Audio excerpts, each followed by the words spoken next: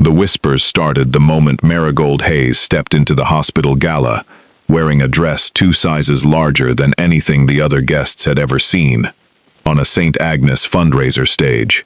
And by the time Dr. Ferris raised his champagne glass and said, loud enough for the entire ballroom to hear, "I didn't realize we were letting the cafeteria staff attend this year," the laughter that followed cut through her chest like a blade. Mari didn't flinch. 6 years of trauma nursing had taught her that the worst thing she could do in front of an audience was let them see her bleed. So she lifted her chin, set down her water glass with deliberate calm, and said, "I'm the nurse who kept your last 3 cardiac codes alive, long enough for the surgeon to actually do his job, Dr. Ferris.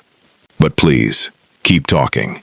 I'm sure everyone here would love to hear about the malpractice complaint still sitting in HR's inbox with your name on it." The laughter died fast. Ferris's face went the color of old chalk, and Mari walked away from the circle of stunned donors before he could recover enough to respond, her heels clicking sharp against the marble floor of a ballroom she had never wanted to attend in the first place. She only came because St. Agnes required senior staff at the annual fundraiser, and because turning down a mandatory appearance was one more excuse for Ferris to write her up. She didn't expect the night to matter beyond that single humiliation.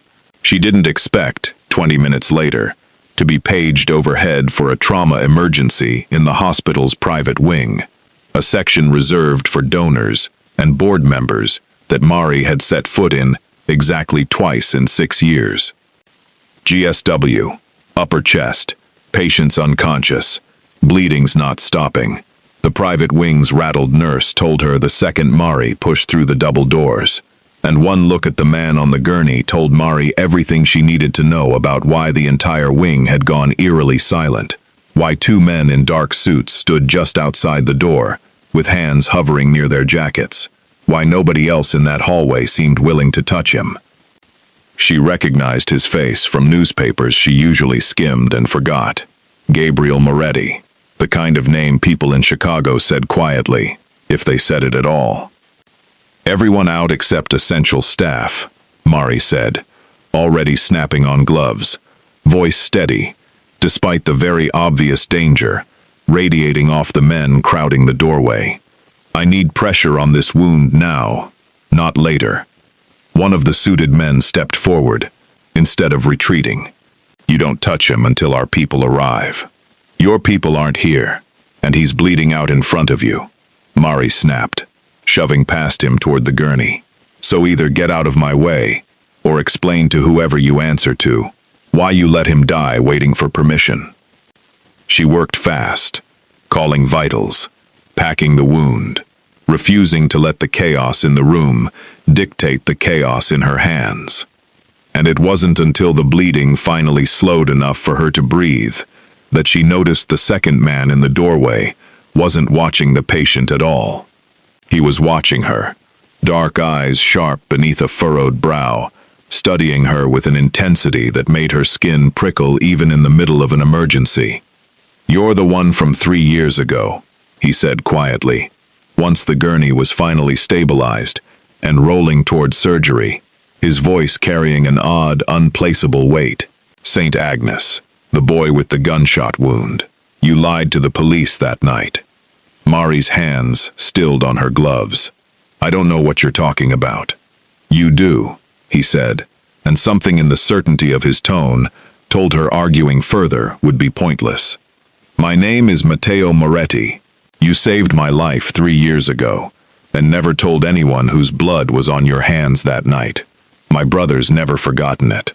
He's had people watching over you ever since, to make sure nothing ever happened to you because of what you did for me."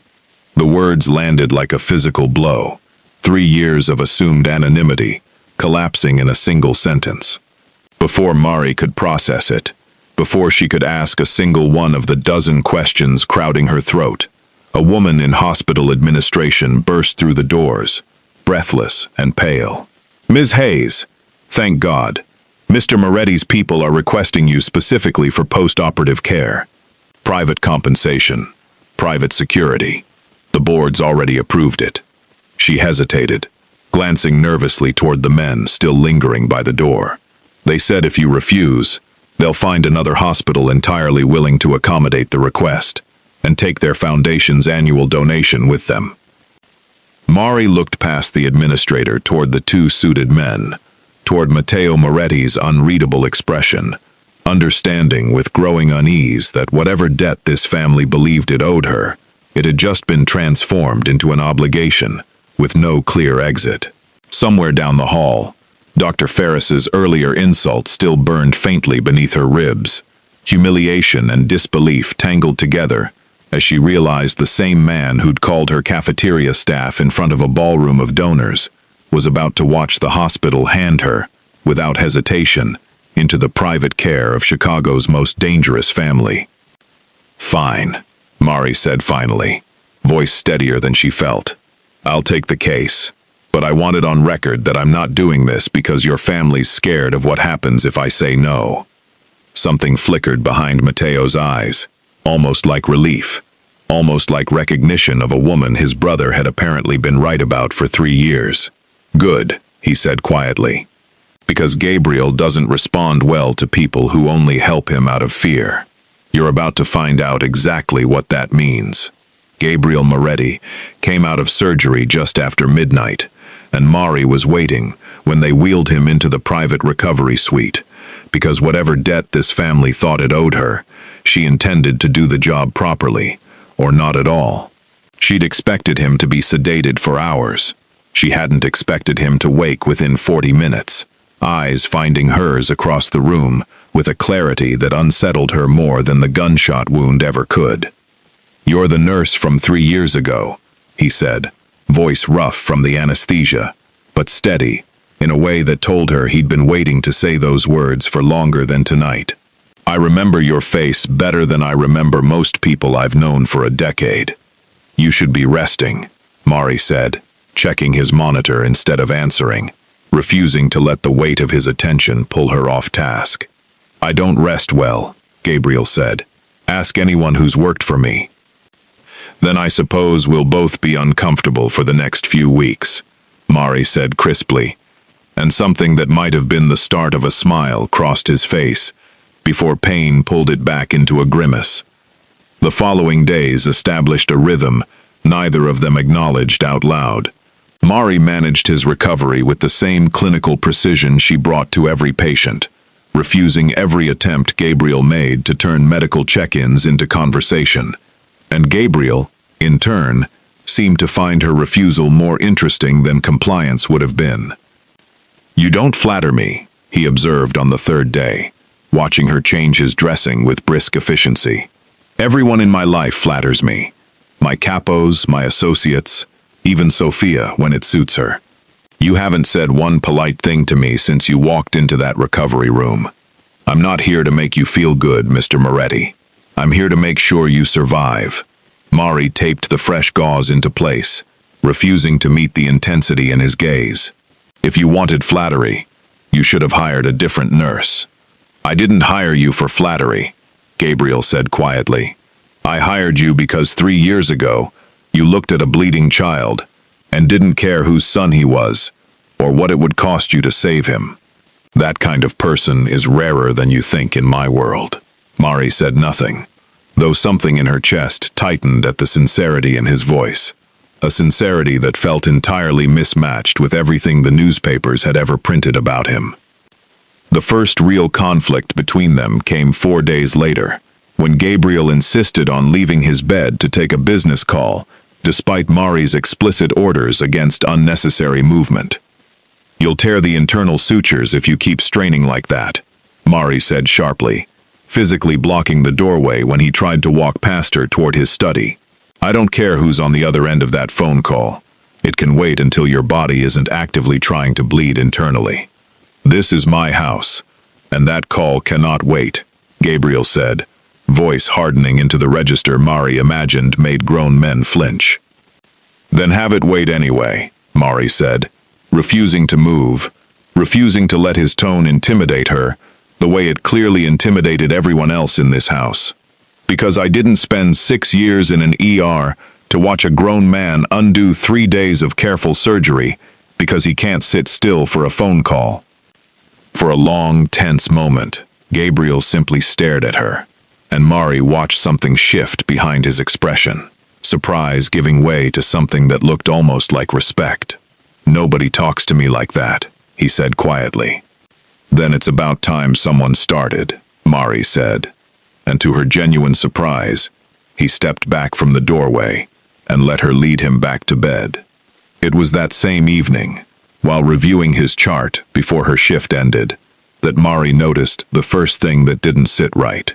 A man named Vincent Russo, whom Gabriel's staff referred to with a deference bordering on fear, had personally overridden Dr. Alvarez's medication order twice that week, adjusting dosages without documentation, a pattern Mari recognized as either gross incompetence or something far more deliberate.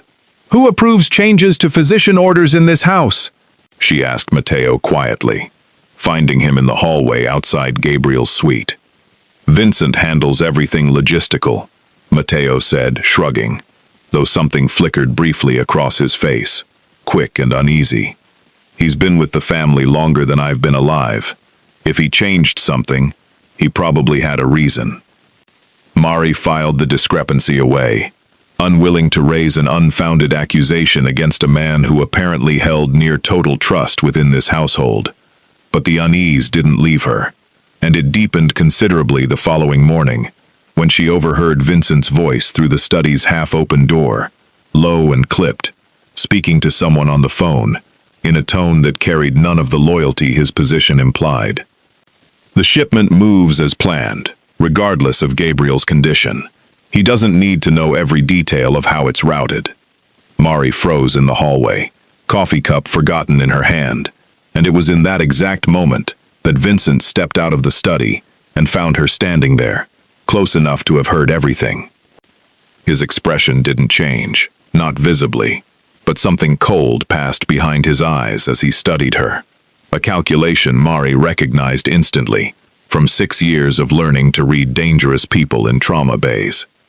"Miss Hayes," Vincent said smoothly, "I do hope you understand that whatever you overhear in this house isn't meant for outside ears. Gabriel trusts very few people close enough to know his business. I'd hate for you to become a complication he has to manage, on top of recovering from a gunshot wound." "I heard a business call," Mari said evenly, refusing to let her voice betray the unease coiling tighter in her chest. "That's all I heard, Mr. Russo." "Good," Vincent said, smile thin and entirely without warmth. "Let's keep it that way." He walked past her without another word, and Mari stood frozen in the hallway long after he'd disappeared, replaying the fragment of conversation she'd overheard, the careful emphasis on Gabriel not needing to know every detail. She told herself it was nothing, a shipment, a logistics decision, the kind of thing powerful men kept quiet, for reasons that had nothing to do with betrayal.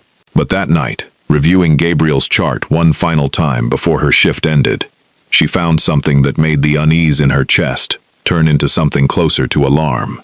A dosage change in his medication log, time-stamped hours after Vincent's call, initialed with a signature that wasn't Dr. Alvarez's at all. Mari didn't sleep well for the next 2 nights, turning the mismatched signature over in her mind, weighing the risk of raising an accusation against a man the entire household seemed to fear and revere in equal measure. She pulled the last month of Gabriel's lab work instead, cross-referencing dosages against what should have been administered, and the pattern she found confirmed exactly what her instincts had already warned her.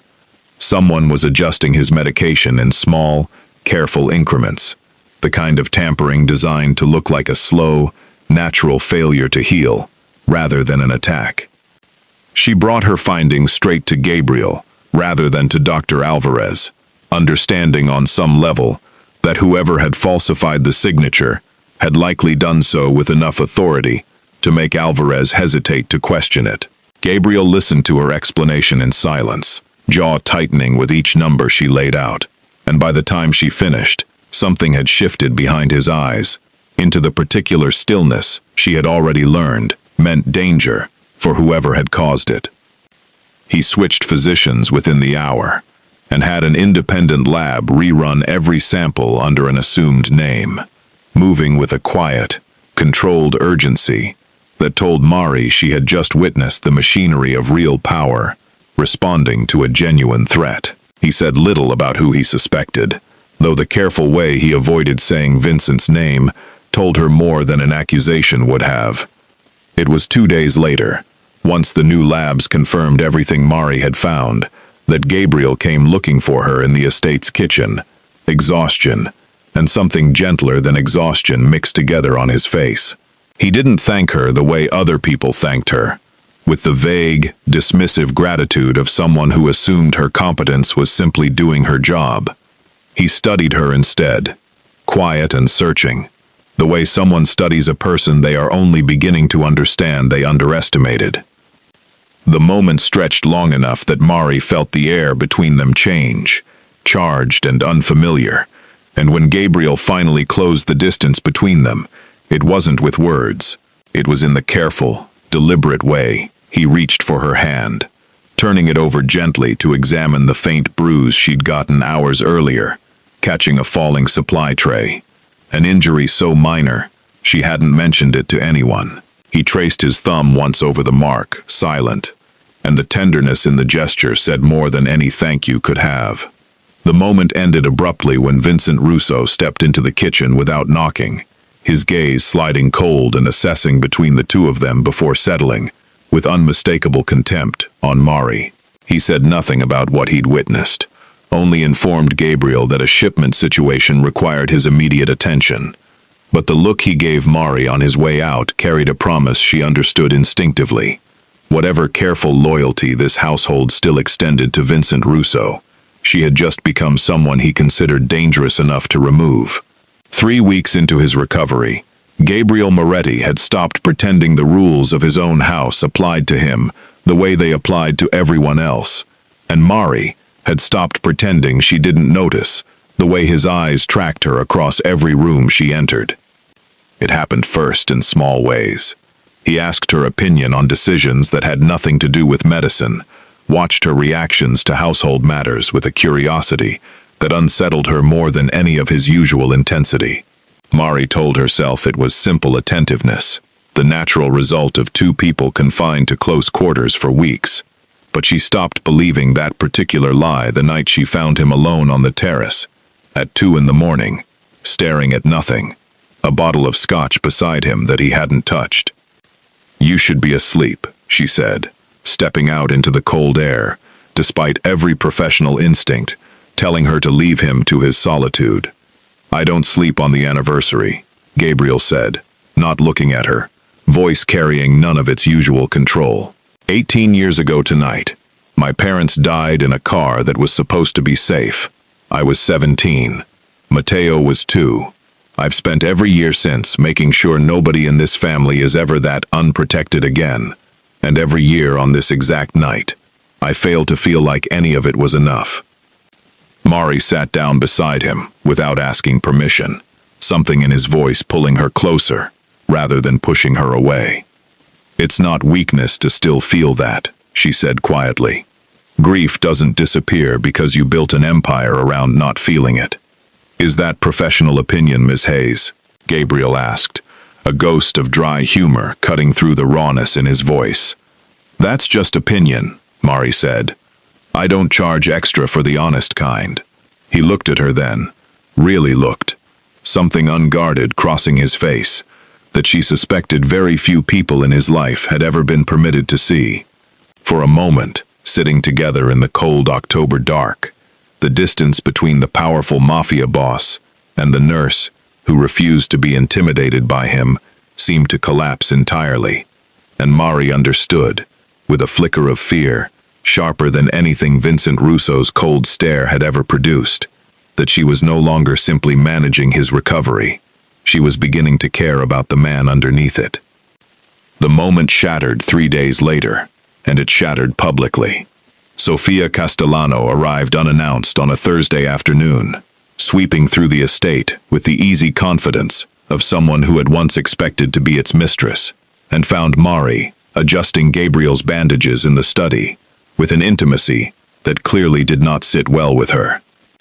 "How thoughtful," Sophia said, voice dripping with false warmth, as her gaze raked over Mari's frame.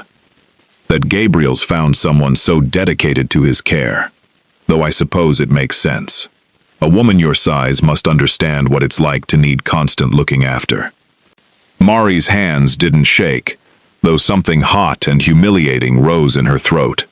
"I manage just fine looking after myself, Ms. Castellano.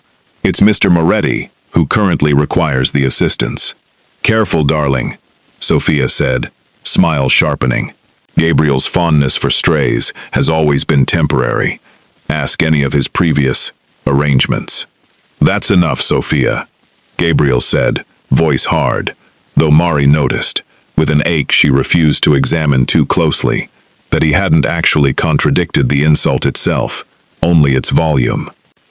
Sophia left shortly after, but the damage lingered in the air long after her car pulled away from the estate, and Mari found herself unable to shake the particular sting of being defended only partially, corrected in tone but not in substance. "You didn't have to let her say that," Mari said later that evening, voice tighter than she intended, as she reviewed his chart with more force than necessary. "I told her to stop," Gabriel said, frowning. "You told her to lower her voice," Mari corrected, "not to stop believing it. There's a difference, Gabriel, and I'd have thought a man in your position understood the value of precise language." Something flickered across his face, frustration tangled with something that looked almost like hurt. "I don't control what Sophia believes. I never have." "No," Mari said, standing, putting distance between them, the way she'd learned to do whenever the pull toward him became too dangerous to ignore. "But you control what you're willing to say in response to it. And tonight, you chose silence over defense. That tells me something, Gabriel, whether you meant it to or not." She left the study without waiting for a response, and the quiet that followed her out felt different than any silence that had passed between them before. Heavier, more fractured, carrying the particular weight of two people who had gotten close enough to actually wound each other for the first time. The trap closed around Mari 4 days after the moment in the kitchen, and she understood, the instant she was summoned to Gabriel's study, that whatever warmth had passed between them the previous week had already been weaponized against her. A vial was missing from the medical cabinet, one she had logged and locked herself the night before. A dosage entry had appeared in Gabriel's chart, in handwriting that closely resembled her own, though she was certain she had never written it. Dr. Alvarez laid both discoveries out on the desk, with visible discomfort, refusing to meet her eyes, while the household's head of security confirmed that no record existed of any report she claimed to have filed about the missing vial 2 days earlier. Vincent stood near the window throughout, his expression arranged into something that resembled concern, though nothing in his posture suggested genuine surprise. He offered his theory calmly, methodically, framing Mari's early discovery of the earlier tampering as evidence of guilt rather than competence, painting a portrait of a woman who had positioned herself close enough to Gabriel to manufacture both the crime and her own rescue of it. Mari watched Gabriel's face throughout the presentation, searching for the certainty she needed him to have, the same unwavering trust he'd shown days earlier tracing the bruise on her hand in the quiet of the kitchen. What she found instead was silence. A long, unbearable silence that stretched exactly as long as it had on the terrace weeks before. And in that silence, she understood the verdict had already been decided before anyone spoke it aloud. He told her, eventually, that the evidence needed to be properly investigated, that it would be best if she stepped away from the estate until it was resolved. He didn't accuse her outright. He didn't need to. The absence of his defense said everything his words carefully avoided. Mari didn't argue. She didn't raise her voice or ask him to reconsider, because some old, hard-won part of her had learned long ago that begging for belief from someone who had already chosen doubt only cost a person the last of their dignity. She gathered the folder of falsified evidence with steady hands, met Vincent's carefully neutral expression without flinching, and told Gabriel, quietly, that she understood exactly what choosing silence over her had cost them both, whether he realized it yet or not. She walked out of that study with her spine straight, past guards who wouldn't meet her eyes, past Mateo standing frozen in the hallway, with an expression of open disbelief, and into a car waiting to take her back to the small apartment she hadn't properly lived in for 6 weeks. Vincent watched her leave from the study window with quiet satisfaction, settling into his chest. The forged handwriting, the deleted report, the carefully timed disappearance of the vial, all of it had worked exactly as intended, removing the one person in the household sharp enough to threaten the operation he'd spent months quietly running beneath Gabriel's notice. With Mari gone, no one remained close enough to question the second set of records buried in the basement archive, the shipment manifests he had been diverting for months toward a buyer whose name Gabriel had not spoken aloud in 18 years. His satisfaction lasted only until that evening, when Mateo, unable to accept the wrongness of what he'd witnessed, searched through the estate's security logs himself, determined to find the report Mari swore she had filed. He found it eventually, restored automatically by the system's backup protocol, time-stamped 2 full days before the vial had supposedly disappeared, exactly as she had claimed. It wasn't the restored report itself that turned his blood cold. It was the login credentials attached to its deletion. Credentials that belonged not to any generic administrative override, but to Vincent Russo personally, used at nearly 3 in the morning, the same night the report had vanished. Mateo sat frozen in front of the screen for a long time, printing the log with unsteady hands, understanding with a slow, sickening dread that the man who had raised him nearly as much as his own brother had just destroyed an innocent woman's reputation to protect a secret, dangerous enough to justify it entirely. He didn't know yet how deep that secret ran, or how far back it stretched, but he knew enough to understand that whatever he was about to show Gabriel would change everything, for better or for devastatingly worse. Gabriel didn't sleep the night Mari left the estate. He sat in his study long after the house had gone dark, replaying the silence he'd offered her in that meeting instead of the defense she deserved, and by the time dawn broke over the lake, he had already made a decision he should have made days earlier. Pull every security log tied to the medical cabinet, he told his head of security at 6 in the morning, voice flat, with an exhaustion that had nothing to do with his healing body. I want to know exactly who had access the night that vial went missing, and I want it cross-referenced against Vincent's schedule specifically.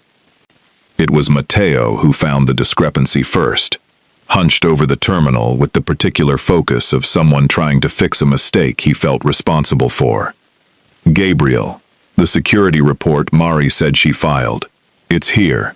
It was deleted, but the system backed it up automatically 2 days before the vial disappeared. His voice dropped, uncertain. The deletion came from Vincent's personal login. Gabriel's chest went cold and still, the particular stillness that had once made Mari uneasy, but that Mateo had learned, over 19 years, meant his brother was about to become extremely dangerous. Pull everything tied to Vincent's accounts. Financial, communications, all of it, now. What they found over the following hours unraveled nearly 2 decades of assumed loyalty. Payments routed through shell companies, communications with a rival organization Gabriel hadn't heard mentioned in years. A financial transfer, buried deep in records nobody had thought to examine, dated 3 days before the car accident that had killed Gabriel's parents. He's been selling us out, Gabriel said, voice barely above a whisper, staring at evidence that reframed 18 years of grief into something far uglier, maybe from the very beginning.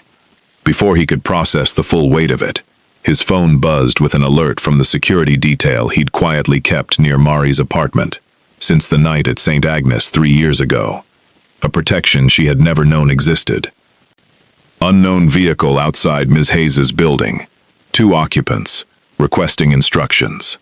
Gabriel was already moving before he finished reading the message, coat in hand, voice sharp as he barked orders into his phone.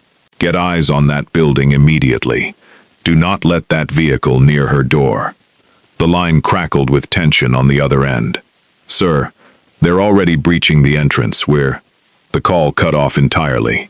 Across the city, in the small apartment she'd returned to after leaving the estate, Mari had just poured herself the first quiet cup of tea she'd allowed herself in weeks, exhausted and hollow from replaying Gabriel's silence over and over, when the sound of her front door splintering inward shattered the quiet completely.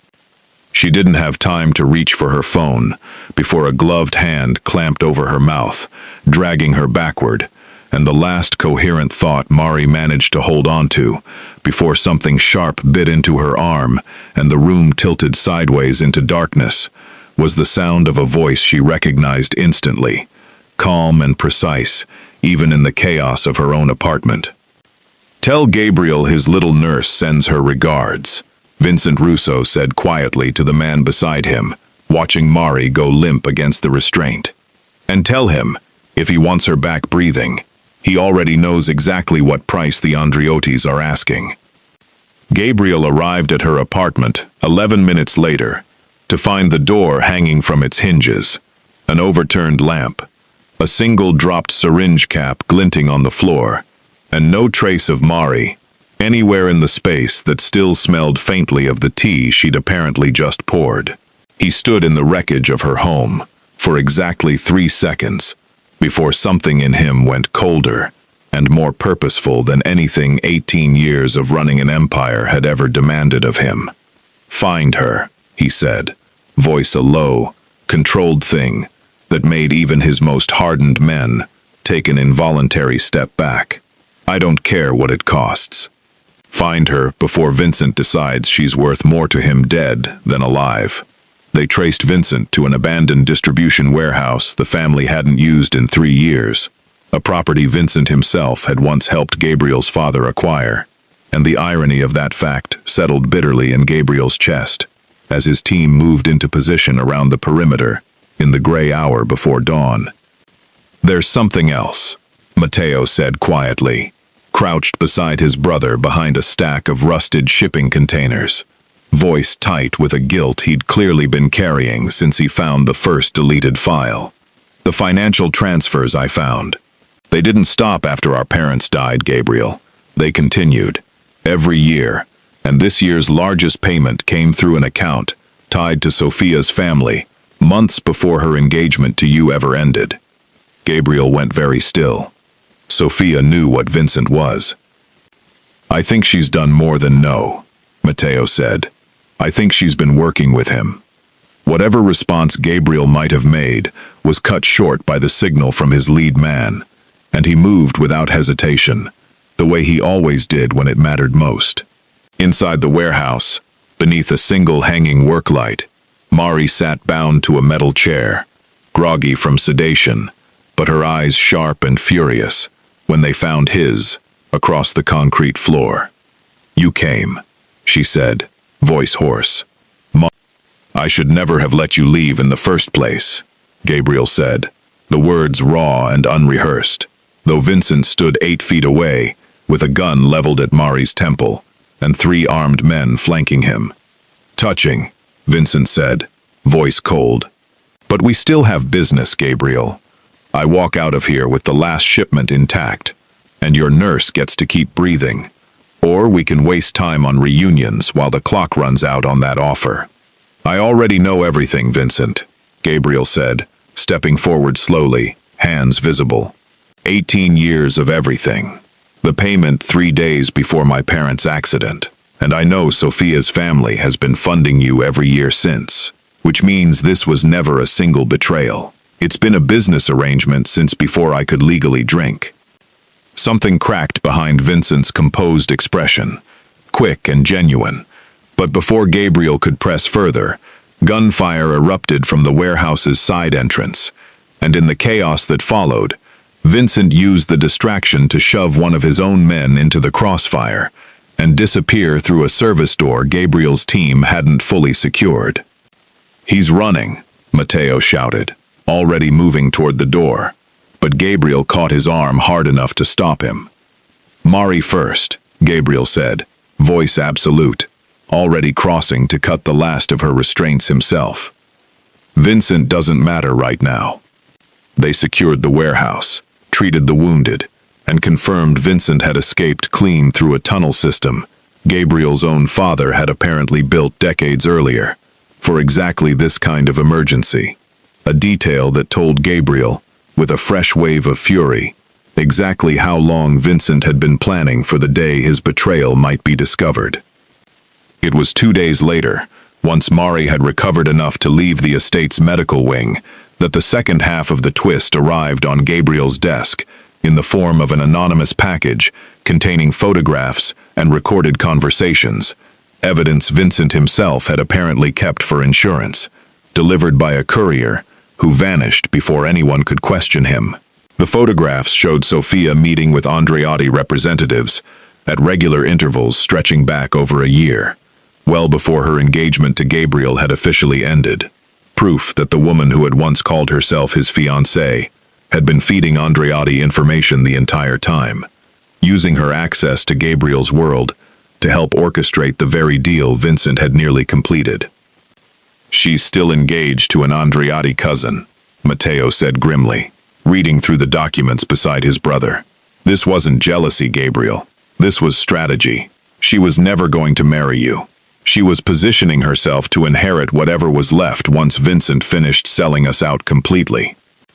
Gabriel set the photographs down, jaw tight, understanding, with a sick clarity, that the danger to his family hadn't ended with Vincent's escape. It had simply revealed itself to be larger and more deeply rooted than he'd allowed himself to believe. That evening, he found Mari on the terrace, still pale from her ordeal, but steady in the way that never seemed to leave her, and the words he'd wanted to say to her for weeks finally rose to the surface, tangled now with the weight of everything still unresolved. "I want to tell you what I feel," Gabriel said quietly, standing close enough to feel the warmth radiating from her, despite the cold October air. "But Vincent's still out there, and Sofia's family is going to retaliate the moment they realize their plan collapsed. I can't, in good conscience, ask you to stay close to me while that danger is still active. Not after what almost happened to you." "That's not your decision to make alone," Mari said, meeting his eyes without flinching, though something raw and unguarded moved behind her own composure. "I've already been taken once because of what I know, Gabriel. Sending me away doesn't make me safer. It just means I face whatever's coming, without you standing beside me." Gabriel's jaw tightened, torn between the fear of losing her to danger and the growing certainty that keeping her at arm's length had never once actually protected her at all. Before he could answer, his phone buzzed with a message that stole whatever response he might have given. Vincent Russo spotted crossing into Andreotti territory. He's meeting with their leadership tonight. Whatever's left of their alliance, he's about to finish it. Gabriel assembled his most trusted men within the hour, but Mari refused to be left behind at the estate, and for the first time since the warehouse, Gabriel didn't argue with her the way he once would have. "You have medical knowledge none of my men have," he said instead, checking the weapon at his side with hands that had gone steady with purpose. "If this goes wrong tonight, I want you close enough to help, not miles away wondering if I made it back." They reached the edge of Andreotti territory just after midnight, and it was there, watching the meeting unfold from a rooftop overlooking the exchange point, that Mari noticed something the men around her had missed entirely. "That's not a business meeting," she said quietly, studying the way the Andreotti men positioned themselves around Vincent, weapons angled not toward Gabriel's approaching team, but toward Vincent himself. "Gabriel, look at their formation. They're not protecting him. They're containing him." Gabriel's eyes narrowed, following her observation, and understanding shifted across his face. They're going to kill him the second he hands over what he came to sell. He's outlived his usefulness. Then we use that, Mari said, already thinking 3 steps ahead, the way she always did in a crisis. If Vincent thinks he's about to die either way, he might be willing to give you information in exchange for a way out that we control instead of them. Gabriel hesitated only a moment before nodding, and it was Mari's voice, relayed through a comm link to one of Gabriel's men positioned closer to the exchange, that ultimately reached Vincent first. A quiet warning about the formation surrounding him. Enough truth to make him hesitate at the exact moment his life depended on trusting no one. The exchange collapsed into chaos within seconds. Gunfire erupted from multiple directions. Gabriel's team moving in to extract Vincent as much as to stop the deal, but the confusion cost them dearly. One of Gabriel's longest-serving men, a soldier named Dominic, who had guarded Matteo since childhood, took a bullet meant for Gabriel himself, collapsing hard against the pavement as Mari rushed forward against every instinct, telling her to stay covered. She worked with the same steady precision that had once saved a bleeding 12-year-old boy she'd never expected to see again. But the wound was deep, and even as she worked, she understood with sick clarity that Dominic's chances were slipping through her fingers regardless of her skill. Amid the chaos, Vincent used the extraction attempt to slip away a second time, disappearing into the dark maze of the industrial district before Gabriel's men could close the perimeter, and Gabriel, torn between pursuing him and staying with his wounded man, made the choice that defined exactly who he'd become since the night Mari first walked back into his life. He stayed. "Get him to the estate's medical wing," Gabriel ordered, voice tight, kneeling beside Dominic as Mari continued applying pressure. "Now." They lost him 20 minutes later, in the back of a moving vehicle. Mari's hands still slick with blood she couldn't stop no matter how expertly she worked. And the silence that followed Dominic's death carried a weight unlike anything Gabriel had faced in years. He'd known this man for over a decade. Dominic had stood beside him at more funerals and celebrations than Gabriel could count. And now he was gone. Another casualty in a war Vincent Russo had started 18 years ago and refused to let end. "I couldn't save him," Mari said quietly, sitting in the back of the vehicle with blood drying on her hands, voice hollow, with the particular grief of someone who measured her worth by lives kept breathing. "You did everything anyone could have done," Gabriel said, but the words felt thin against the reality, settling over both of them. It was only once they arrived back at the estate, once Dominic's death had been confirmed, and the household had absorbed the particular silence that followed, losing one of their own, that Matteo found his brother in the study, face ashen, a message clutched in his shaking hand. "Gabriel," he said, voice breaking. "Vincent sent this, to all of us, every capo, every soldier in the organization." Gabriel took the message, and as he read it, something in his expression collapsed entirely. The careful control he'd maintained, through every crisis, since Mari's kidnapping, finally cracking, under the weight of what Vincent had chosen to do with his final move. The message named a location, a time, and a demand that made clear Vincent no longer intended to run.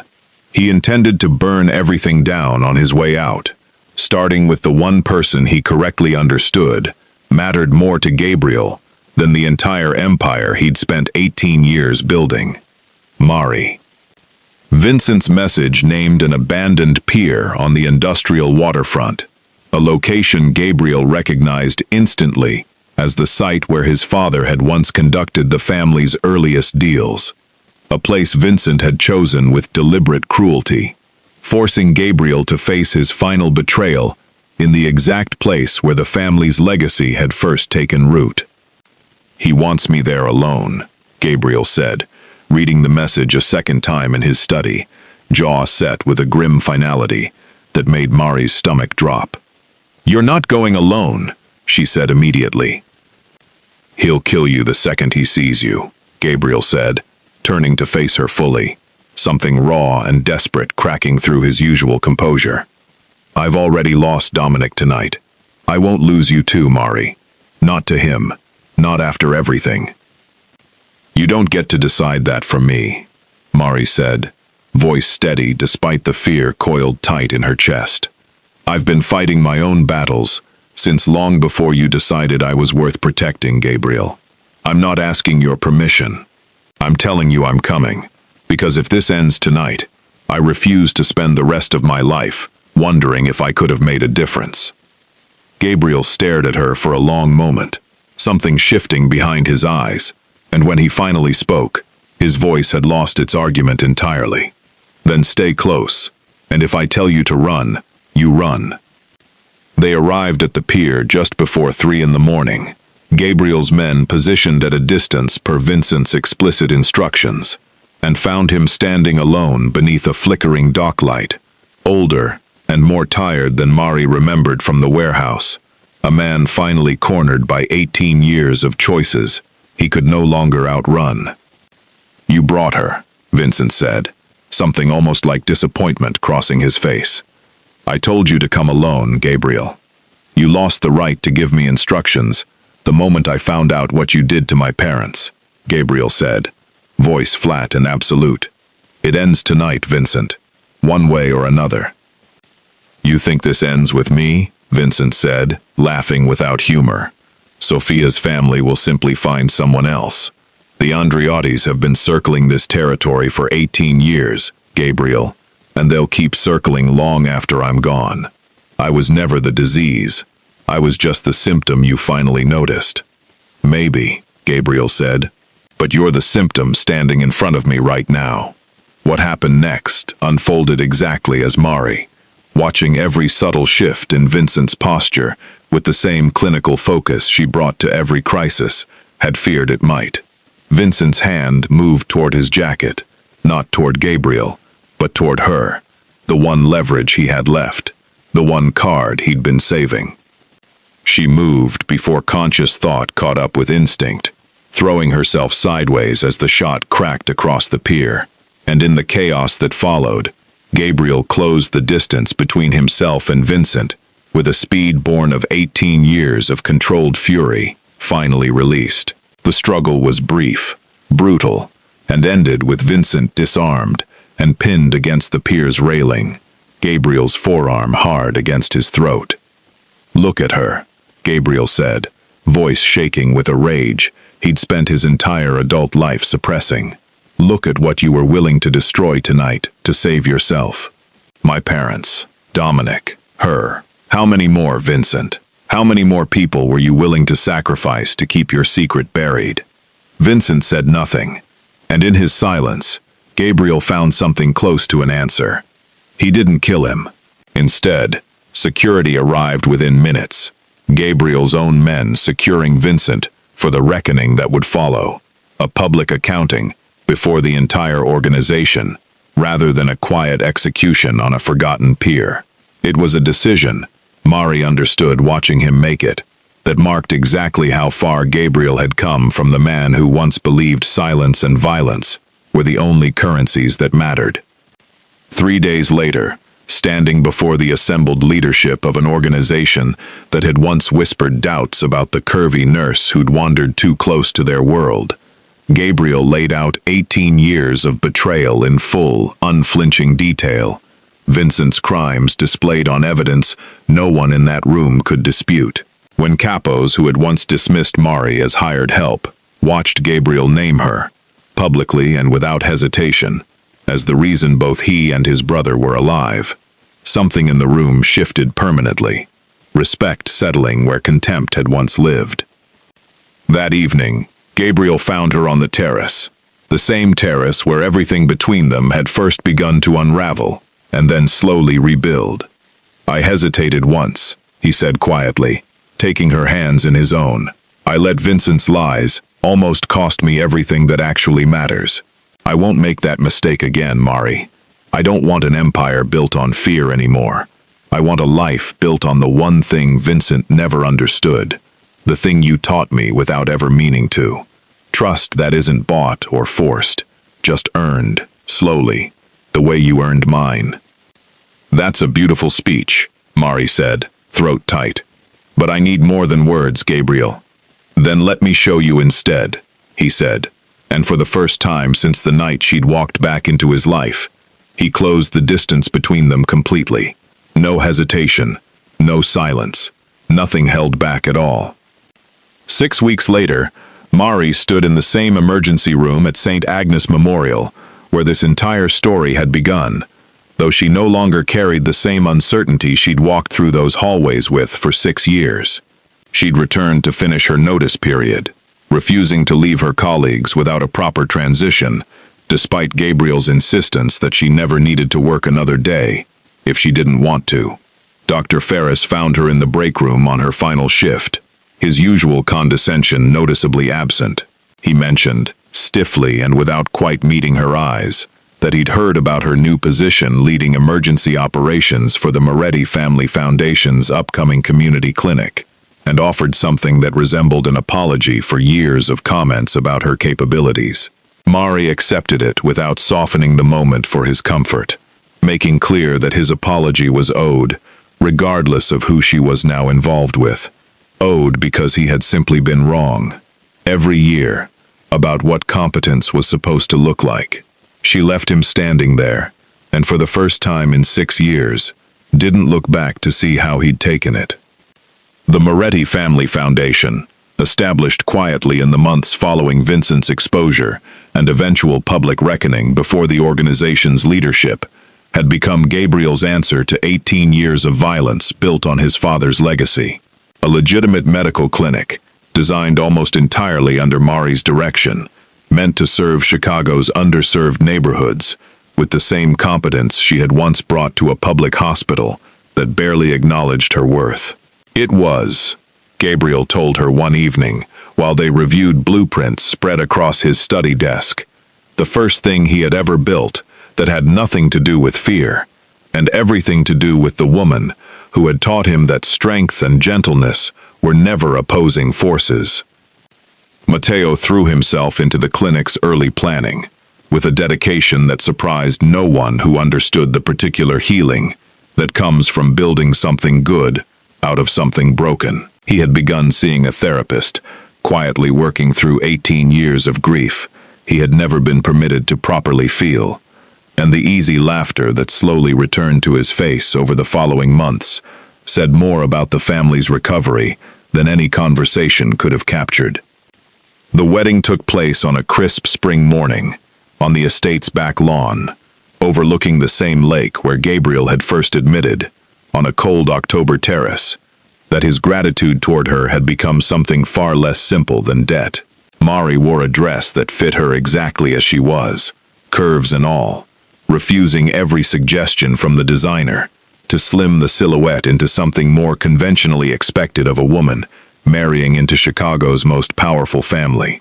When she reached Gabriel at the end of the aisle, he told her, voice rough with an emotion he no longer bothered hiding from anyone, that she looked like exactly what she was, the strongest person he had ever known. Matteo stood beside his brother as best man, tears streaming freely down his face, without any attempt to hide them, and somewhere among the assembled guests, capos and soldiers who had once dismissed the curvy nurse from St. Agnes as a temporary complication, watched with genuine warmth as Gabriel Moretti, a man the entire city had once feared without qualification, promised to build the rest of his life around gentleness rather than control. In his vows, Gabriel spoke of a lifetime spent believing that power meant never needing anyone, and of how she had taught him that the strongest thing he had ever done wasn't holding his family together through fear, but learning to trust her enough to let her see every broken piece of him, trusting she would choose to stay anyway. When Mari's turn came, she spoke of years spent being told her value was smaller than her body, and of being the first person Gabriel had ever looked at without needing her to shrink herself first. She told him plainly that she wasn't marrying him because of his power, but because he had finally learned that real strength meant standing beside someone, not standing silent, while the world decided whether they mattered. 2 years later, on a warm September afternoon, Mari sat on that same terrace, watching Gabriel walk along the lakeshore with their daughter, perched on his shoulders, both of them laughing at something only they seemed to understand. Matteo sat beside her, 22 now and thriving as the clinic's youngest board member, watching his brother with an ease that had once seemed impossible for this family to hold. He asked her once, quietly, whether she ever thought about how differently everything could have ended, if Vincent's plan had succeeded, if she had never made it back from that pier. Mari told him she tried not to dwell on it, choosing instead to remember that the people who had spent years underestimating her had never actually looked at who she truly was, and that the one person who finally did had decided she was worth building an entirely new life around. Gabriel glanced up from the shoreline just then, catching her eye across the distance, and the smile that crossed his face carried none of the careful control that had once defined every expression he allowed the world to see. He was, Mari thought, watching him lift their daughter into the air one more time, before starting back toward the terrace, living proof that love hadn't made him weaker at all. It had simply given him something worth being strong for.